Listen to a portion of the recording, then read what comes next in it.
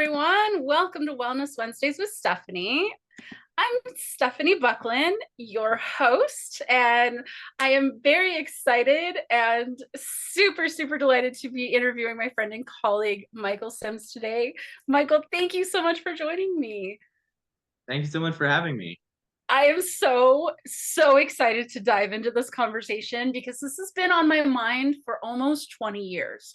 How do we achieve a place where people can be financially free, feel supported, feel loved, feel like life does not have to be as hard as it is.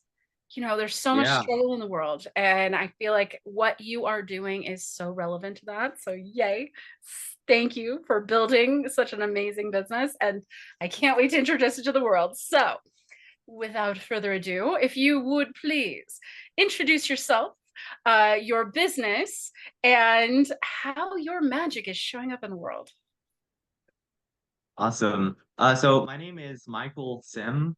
I am the executive director of the Logical Foundation. It's a 501(c)(3) charity that I started over the last few years. Um, and our mission is to end poverty, end homelessness, and unleash the massive anti-poverty potential of basic income, otherwise known as unconditional cash transfers, um, and universal basic income as a policy tool that can greatly benefit all of us with pretty much no downsides. It is fantastic, Michael. I love it. So I'd love to hear your why.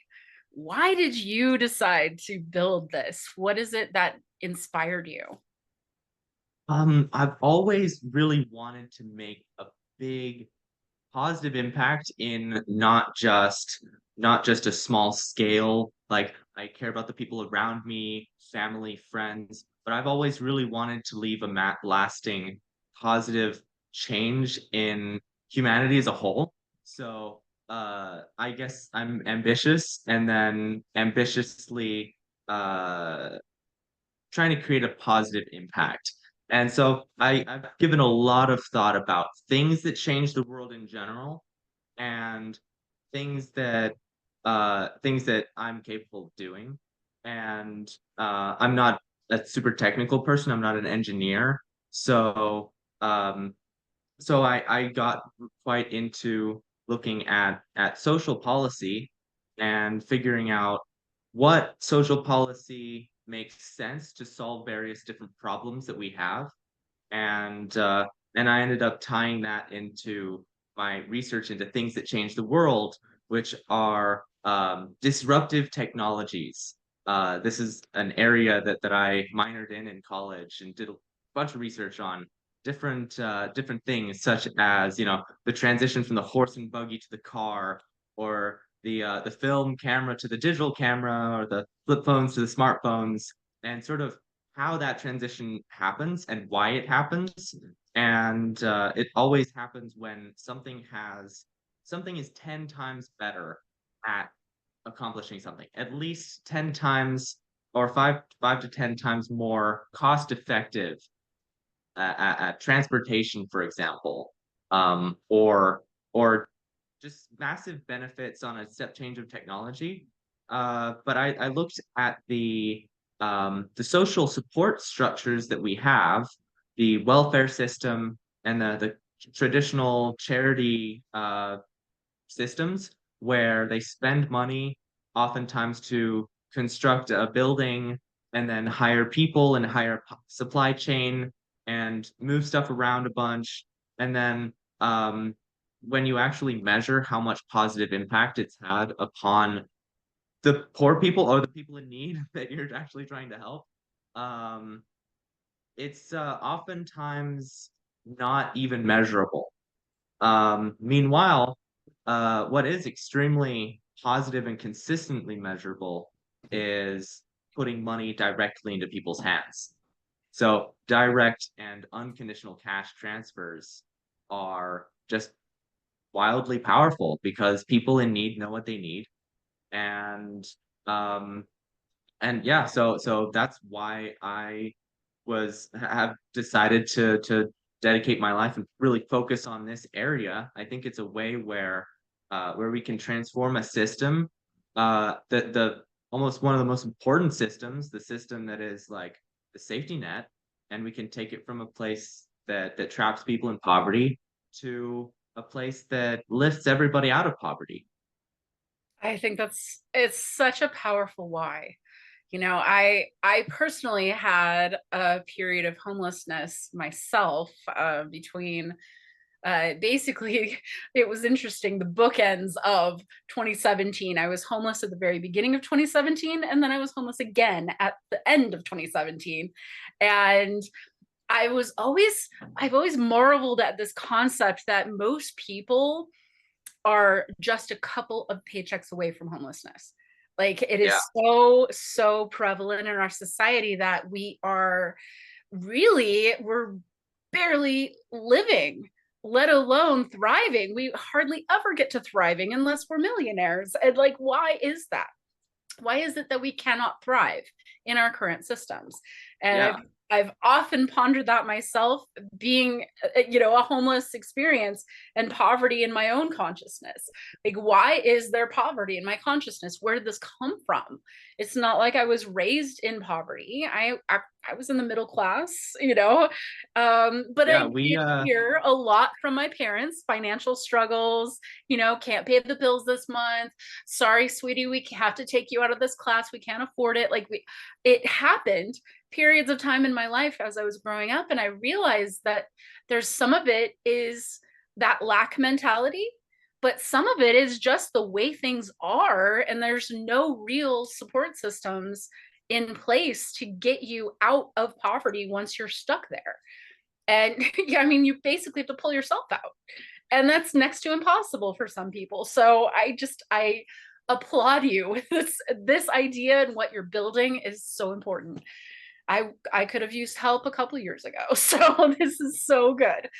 I would love to hear about your current projects. So what are you working on right now? So right now we are beginning to distribute our first unconditional basic incomes to people experiencing homelessness in Maricopa County. In middle right now is about the middle of 2024.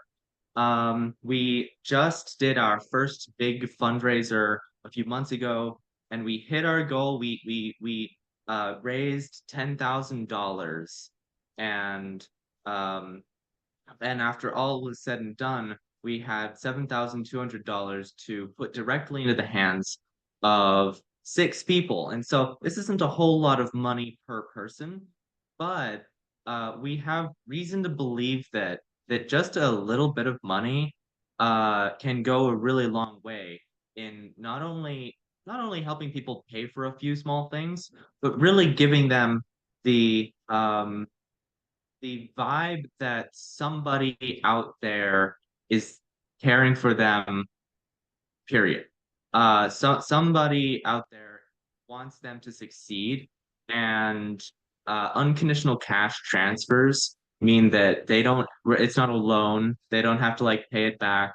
They don't have to prove um, that they're worthy by writing letters and stuff like that. It's just direct and simple, and also very easy for us to do. Yeah, um, and very measurable because we can do a survey at the beginning and a survey at the end, and see how their lives have changed, hopefully improved.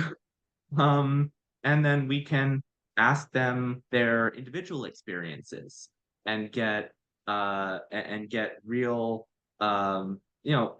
stories from people with lived experience. And that's something that we need as an organization, but it's also something that I think society needs. More mhm. people with the experience of receiving a basic income versus everybody has experience receiving some bad welfare program that they had to like apply for, and they probably get denied, and then they apply for it again, and maybe they got accepted, and then they used it for a couple of months, then they got kicked off randomly. Yep. And so just just putting money in people's hands, it's wild. That's amazing.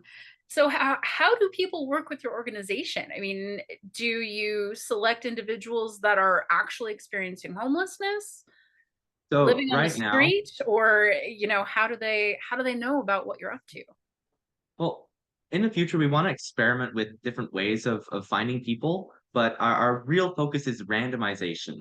We want to not decide who's worthy or not based on like whose sob story is better. And there are a lot of totally valid people with extremely tough situations, but like we don't have enough money to give universal basic income to everybody yet. Yet. Yeah, yeah, exactly. So the most fair way to find people is by finding a larger group and then sticking it in a random number generator, and then whoever it spits out is the participant in the program. And then the way we're finding those groups right now is by working with local service organizations. These would be your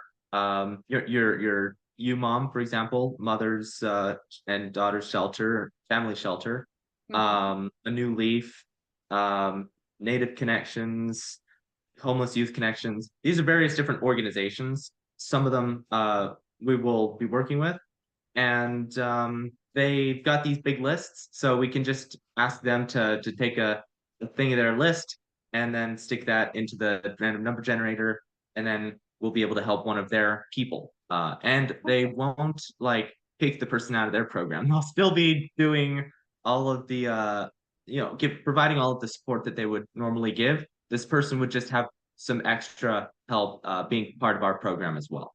Yeah. So I'd love to hear about your vision of how do you see this program growing and developing?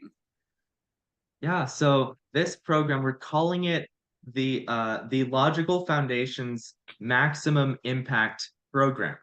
And we've decided on that name because homelessness, well, people experiencing homelessness are the poorest people. They have the least money, and therefore uh money goes further with them. We can create a bigger measurable impact per dollar spent with homeless individuals versus any other population group, with Mhm. some possible exceptions. There's some really interesting stuff around uh, reducing recidivism by helping people who are getting out of the prison system avoid reincarceration solely due to not being able to pay the fees.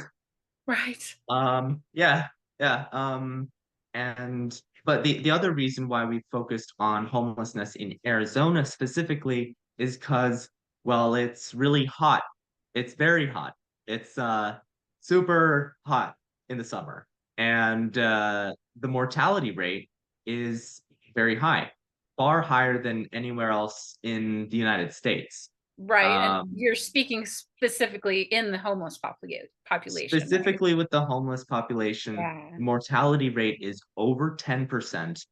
That means that out of every 10 people who are like on the streets homeless, a year from now, if they're still homeless, there's probably nine of them, or maybe eight. Wow. Yeah. Honestly, the only reason I got out of homelessness is because I have help. I had help. Yeah, I called my mother and said, "Mommy, I need to come home." And what if my mom had passed on and I had no family? yeah, Who else would I have asked? I don't even yeah. know. And I was really reliant on the kindness of others during that time. I remember this woman who came to my aid. She gathered a bunch of donations, brought it to the campsite where we were staying, and helped us. But she gave us food, she gave us gloves and beanies, she gave us toothbrushes. Like, there's so many things that we didn't have that she Right. was able to bring to us, and two cases of water. We were in California at that point. It wasn't as hot, but it was also a period of time when there were a bunch of fires happening. around the Yeah. county. And so we were breathing in smoke. It was a crazy experience. But I Yeah. remember asking and not really pushing for ask, Yeah. just putting it out into Facebook like, hey, I'm experiencing some challenges right now. Is there anyone that can help us? Somebody bought me a tent, a really nice tent. Somebody else just gave me $100. And, I mean, and it is because of the kindness of others that I was able to get myself out of that experience. And, it makes me wonder about the people who have no one. And how do we help those people in an effective way? Trust is a big issue. Yeah. How do we encourage them to trust that there is help for them? There's just so much depth to it. So wow. uh you had mentioned that I could say almost anything about how the world works, and you would be able to relate it back to universal income. So I'd love to play this little game with you. Let's see. Sure. So um college. Um, Going to well, college. there's so many things. I thought you were gonna say like bananas. But yeah, college. So college, um, the rates of people going back to college and the rates of people trying to improve their education so they can get better jobs instead of just working for minimum wage. When you have a floor of universal basic income, you can pay for your basic needs and you can attend college way easier. And so far more people get the education that they want and then better job opportunities afterwards. That was an Beautiful. easy one. Yes. Okay. Well, let's see. How about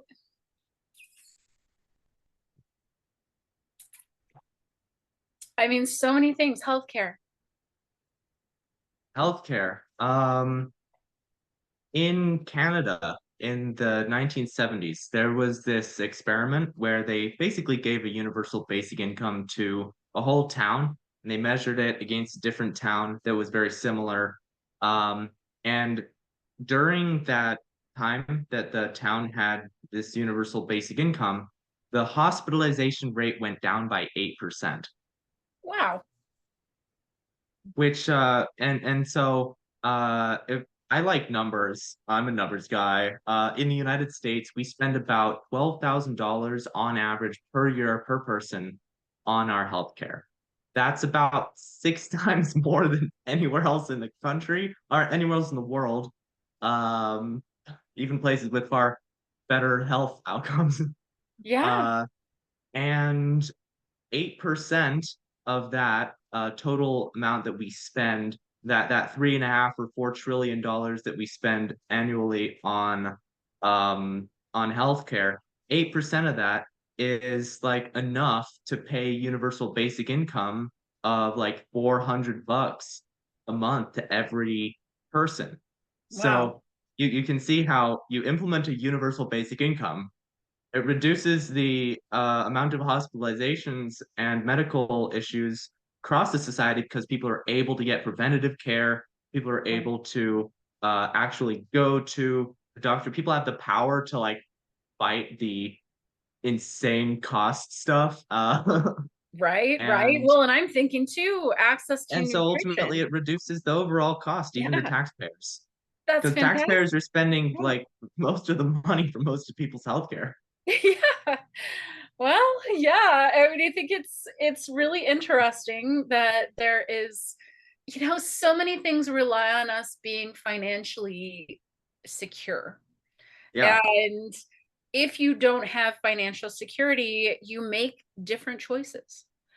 You might choose to go and, well, okay, I'll give you a direct example. I was driving to Chandler and I realized that I wouldn't have enough gas to get home.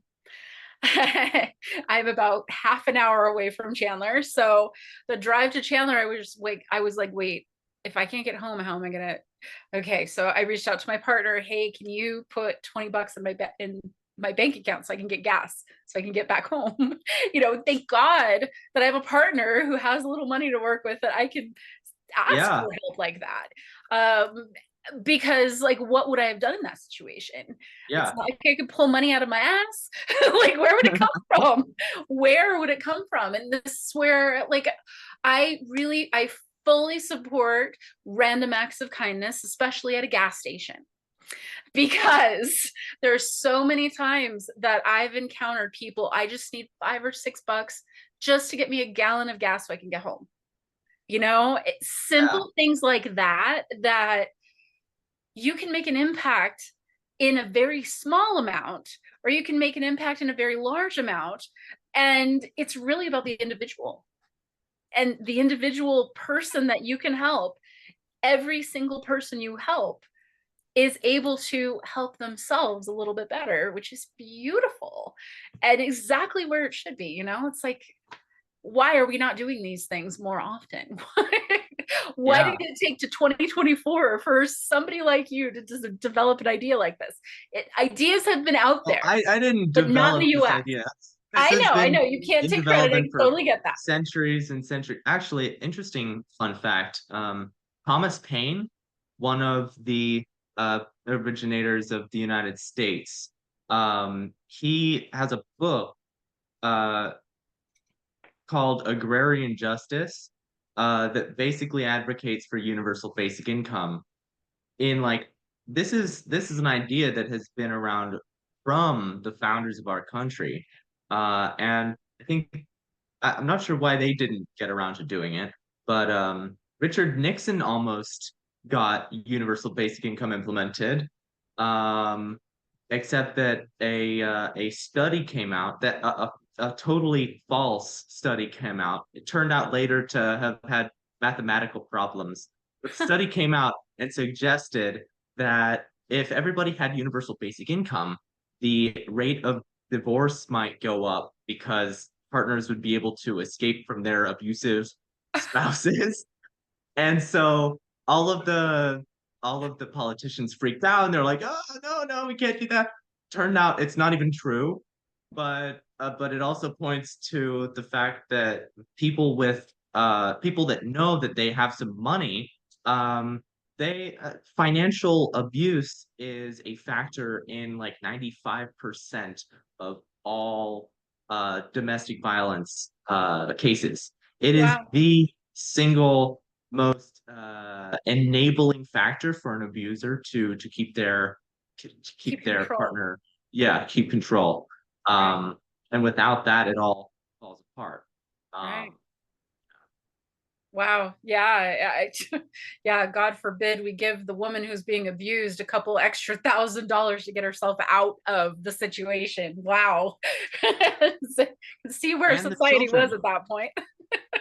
and children. We Yeah. are working on a system.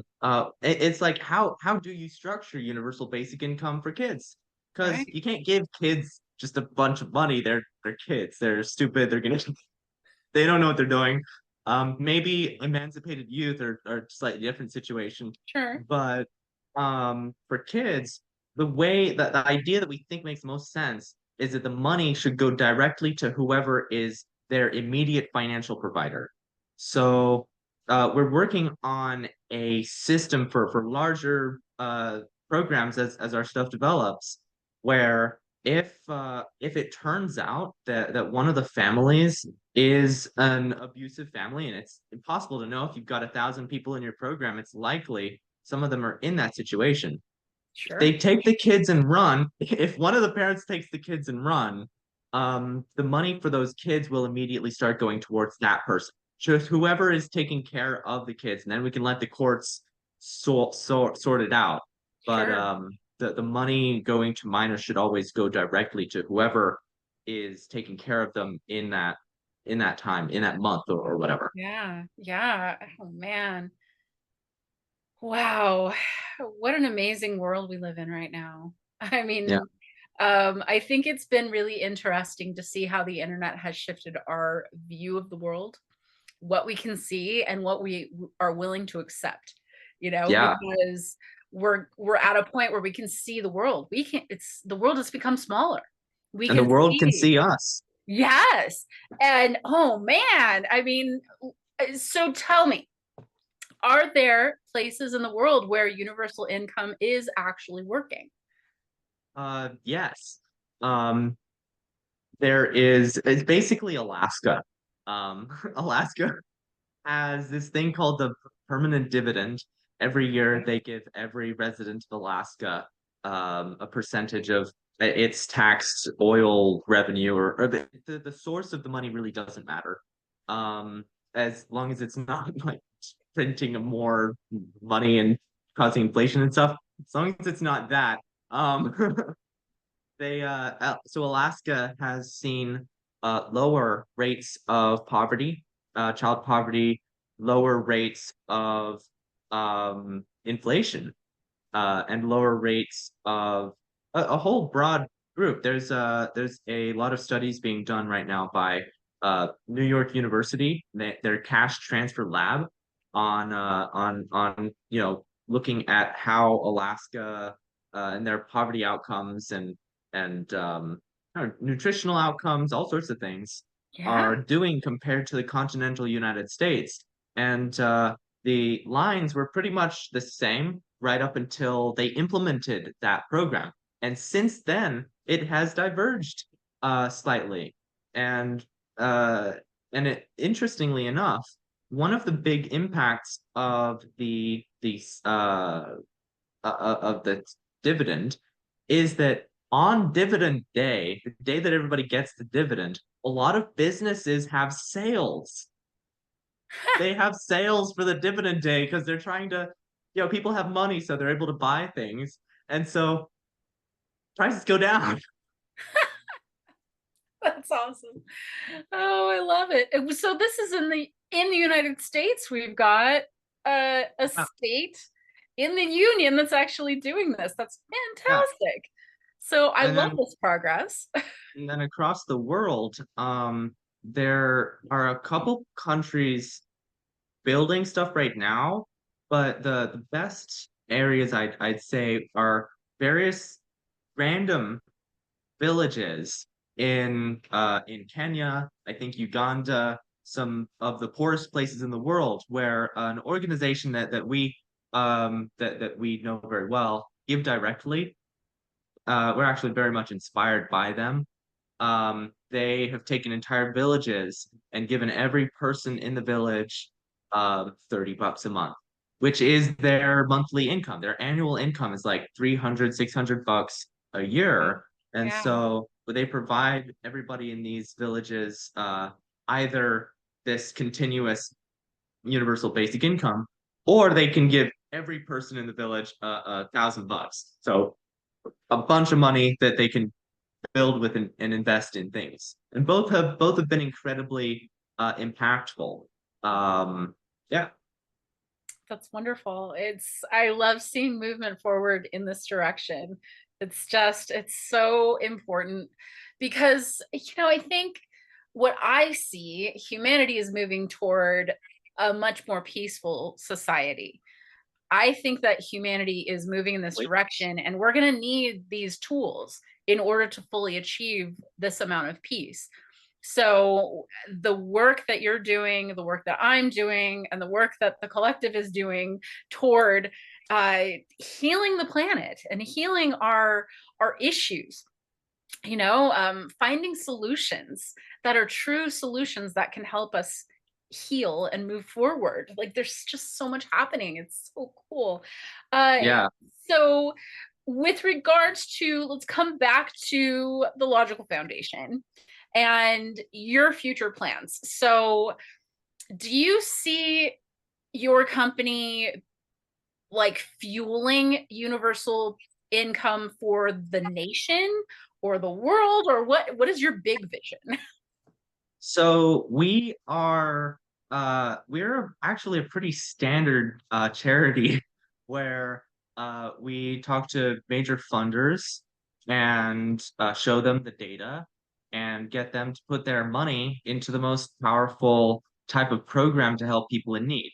So it's really trying to our plans are basically to hire people. That's the next phase of our big push that we're gonna have. Um, and then talk to a lot of funders and put a lot of money in people's hands and have these conversations, create more people with their lived experience of receiving a basic income, and ultimately create this kind of virtuous cycle where if basic income is truly as powerful as we are pretty darn confident that it is, there's over 300 different rigorous studies that have been done on unconditional cash transfers. And so we want to be able to take that data, take those partners, and have all of the conversations needed with the powerful people that make policy decisions and that make structural decisions for the major funders of humanitarian aid in the United States and other developed countries, and those people that make social assistance safety net policy. That's wonderful. I want to relate this back to wellness, obviously, since it's Wellness Wednesdays. I can tell you that when I have money in my bank account, I feel safe. If Yeah. there's no money in my bank account, I start to get really nervous. And I mean, even to this day, I still struggle with a little bit of that poverty consciousness still coming through in the way that I respond to money. So I think from the perspective of financial wellness, do you have any plans in training people on money mindset or getting them out of that poverty consciousness? So as a part of our website, as our program, we've got a big spreadsheet, a big list of other service providers that do things, including financial wellness and all sorts of other free resources that people can access. So when you get into our program, we want to spend all of our money on putting the money in your hands. But we're more than happy to refer you over to partners of ours and other services that are available. One in particular is gosh, I forgot its name, but it's a Tucson based. There are various of these charities all over the place. Yes. So Yes. uh, basically, you have to have a little bit of money in order to get into their program because otherwise you can't like plan how to spend it. We handle the having a little bit of money in people's hands situation. And so when they've got that, this organization walks them through like a 7 week um, sort of training of like, here's how you can plan to spend your money, here's how you can um get into longer term financial stability. And at the end, they get a little bit of extra money from that charity. And Nice. so these are the kind of free programs that we can connect people to. That's fantastic. Yeah, there are a lot of resources out there. So Yeah, I love that you're creating like a resource network. That is yeah, wonderful. Yeah, I think that that's the other piece of being financially well is knowing the skill sets, having the skill sets to manage a checkbook or having the skill sets to understand your credit or understand how things work in the world of money. Um, if I would have known as a child that my credit mattered and that I needed to be careful how I spent money and how I managed my income and my putting money out, if I had been trained at an early age, I probably would have really amazing credit, but I was never trained on how to how to have money and how to use it, effectively, how to be responsible. I was very irresponsible as a young person with money. yeah. I remember like my very first credit card they gave to me. I entered college and it was a Ah, visa and it was like a $400 max, right? And I maxed it out and it ended up going into collections. I never paid that thing because it went into collections, and then it fell off eventually. But that was a lesson that was a very bad lesson, because I knew that I could do that. And Yeah. if I don't care about my credit, then whatever, I'll just spend money and never pay it back. That is so irresponsible and totally out of integrity, unethical. There's so many different layers of issue, but that is the behavior of somebody with poverty mindset. Right. It came from, how do I get out of this? How do I get out of Yeah. this responsibility? Instead of taking care of the responsibility, how do I get out of it? Is irresponsible. It's the opposite of responsible, right? So Yeah. making your part of the experience of changing our mindset about universal income, I think, is partly about learning different ways of how things work. For example, my company is talking about time banking and energy exchange. And how do we exchange? So it's very much like the barter system, but this is something that it eliminates the financial aspect of the business, and then we can just exchange our services, and we do it in a way that is tracked in a system, and that it's literally a bank.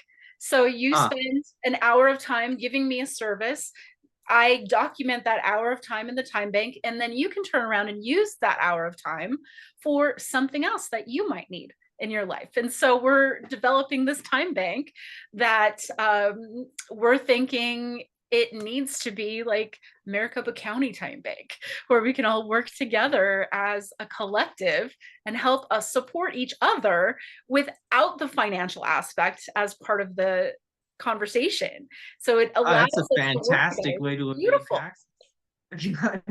Yeah, I'm it's kidding. beautiful. It's so beautiful. So this is one way that we're talking about building in alternative ways of energy exchange that help support the company, that help support each other individually, and that help to support the collective. So how do we Yeah. do this more on a global scale? I think that's so powerful. Okay. So let's talk about the change in the world. How are we going to change the world? How are we going to do this?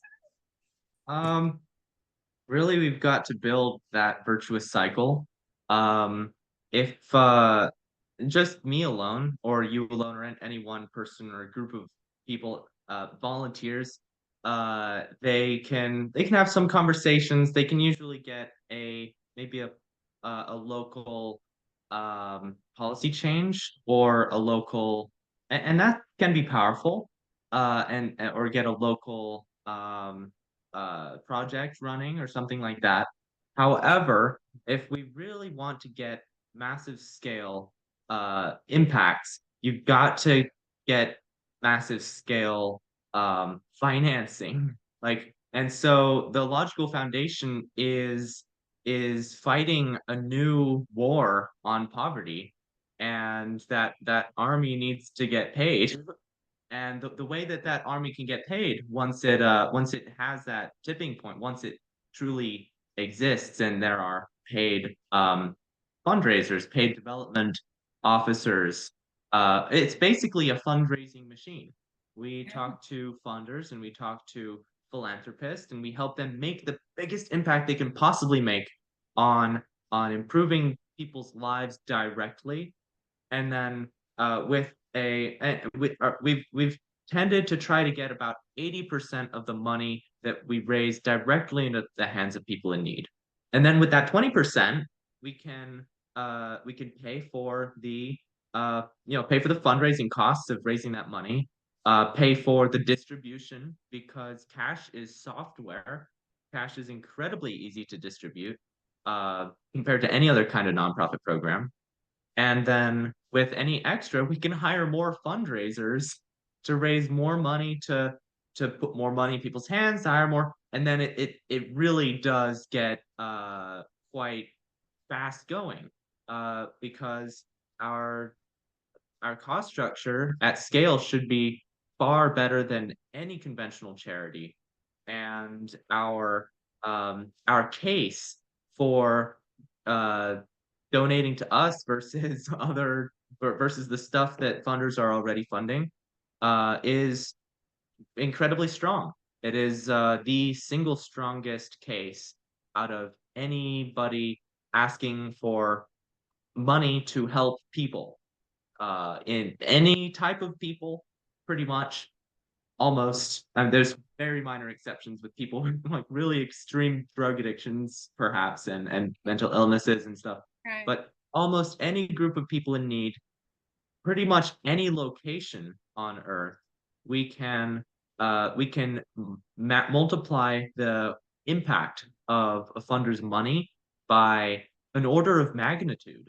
And Mm. so we ultimately, if we're going to change the world, we need to be able to open an office and hire people in like every city in the Mm-hmm. country, Yep.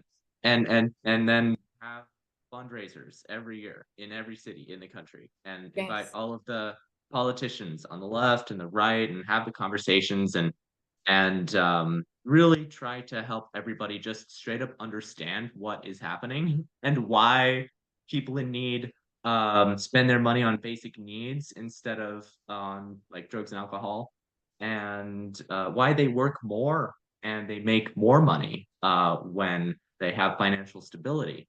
Um, and so that's how we change the world.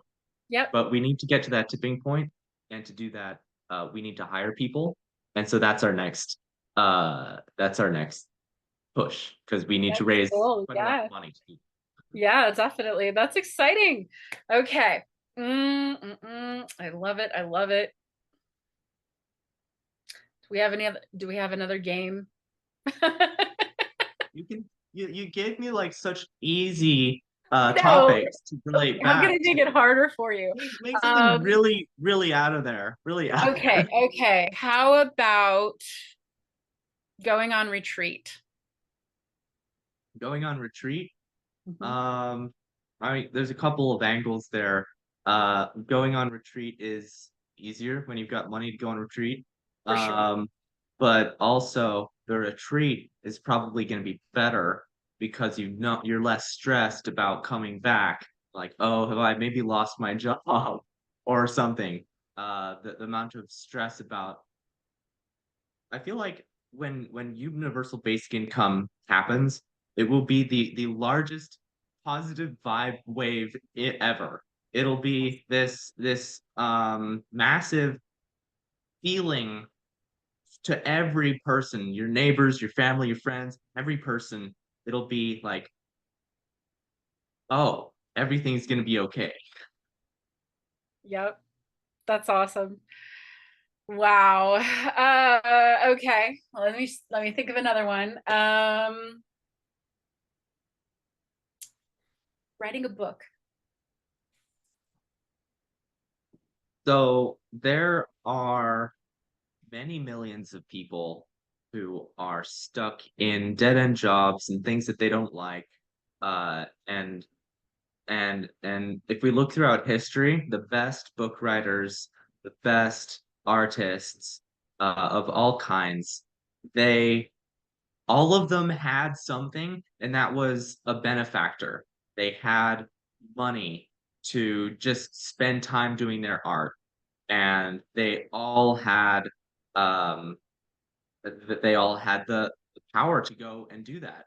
And people who don't have that support don't create art and create books. So I wonder how many thousands of amazing talented artists are out there who, the world would be much better off if they were creating awesome things and sharing their talents with society instead of um Working a flipping dead end burgers job. or Right. yeah, something. We can let the robots flip burgers. Absolutely. I fully support that. Yes. Like doing Uber Eats. We can let the cars drive themselves around. We Yep. can let the Uber drivers make art. Exactly. Exactly. Oh my goodness. Okay, how about hmm, hmm. I can't think of anything else. I gave you a good like totally random thing of like bananas or like Bananas. Okay, let's use bananas. or like grapefruit.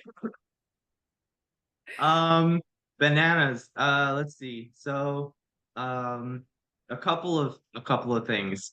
The farmers who farm the bananas, if they're in a poor country in the world, um, well, they'd probably be better off. They probably wouldn't even be picking the bananas if they had a universal basic income and they can use robotic labor to go pick the bananas and they can do cool things in their countries. Mhm. um, this whole supply chain for bananas, uh, all of the workers that bring the bananas from the farm all the way to your grocery store, and the employees in that grocery store would be significantly better off, and they will have the power to choose if they want to keep doing that or if they want to do a startup. Maybe there'll be somebody who says, "Hey, the banana production on Earth is controlled by like three companies," or I'm just assuming because most things are, and those companies are price fixing and making a bunch of profit. So I can start a new company, a banana company in this case, and lower the costs of bananas for everybody, increase the supply, and cause the opposite of inflation. Okay. Yep. And then the obvious, if I had universal income, I could just go to the store and buy myself bananas Yeah, yeah, whenever I exactly. wanted. Yeah. Yeah, I love it. I love it. Okay, so let's talk about your nonprofit a little bit more. Tell me about your board of directors. Who are So they? What kind of impact are they making in the world? Because usually boards are some pretty powerful people. yeah, so our board currently has three people on it, and we are looking for perhaps more people. So if you know any people who have a lot of experience executing with large, rapidly scaling companies, and retired billionaires, send them my way. Um, our board currently has three people on it. There's myself. There is Carol Farabee. She is a expert nonprofit professional. She's been a grant writer for like 30, 40 years. And we also have a fellow by the name of Gareth Gilsdorf. He has lived experience from being homeless in Maricopa County only a few years ago, and he brings a lot of knowledge to the table about how people live in poverty and how cash can make a big difference in their lives. And he's also an entrepreneur trying to start a businesses in different areas. That's exciting. Wonderful. Now, of course, you accept donations. So, how can people donate to the Logical Foundation? Well, you can go to our website, thelogicalfoundation.org, or you can just Google the Logical Foundation. We'll be right at the top there. You can go to How to Help and click on the donate button and send us money through Thousands our and thousands of payment dollars, trans. please. Yeah, as well. Interestingly enough, we really don't want money from people who can't afford to. Like, if you're trying to take care of yourself, I see it as like if you're on a plane and the masks drop down, you've got to take care of yourself first. Right. But if So, you you want have people who are able to help. if you have excess capacity, please consider uh, donating to support our work. All of the donations now until next spring or so will be for our seed funding round. That's gonna be for hiring people. Excellent. Um, and then next fall, we're planning on doing a really big fundraiser directly for people in need. And we want to be able to do it in multiple places in the country at the same time. Yes. Oh, that's wonderful. So you're going to need connections. Yeah. Oh, and that brings me to volunteering. Yes. If you are if you've got any time available, um, and you have, well, there's a couple of different areas. One, we need some software support to help build our systems to put more money into more people's hands efficiently and in various locations at the same time, and maximize the interest that we get while the money is sitting in the bank, and all of these things. But we also, and I'd say that this is the most important, um, we need people who are willing to help us host maybe a fundraiser. If you have a birthday coming up and you would like to raise some money at that, then you can talk to me and we'll create you a little fundraiser for your event, if you want, or if it's not a birthday, if it's any kind of other event, or you just want to plan a party, then if you're in the Phoenix area, then I can probably come and talk with people. And yeah, we need help raising money.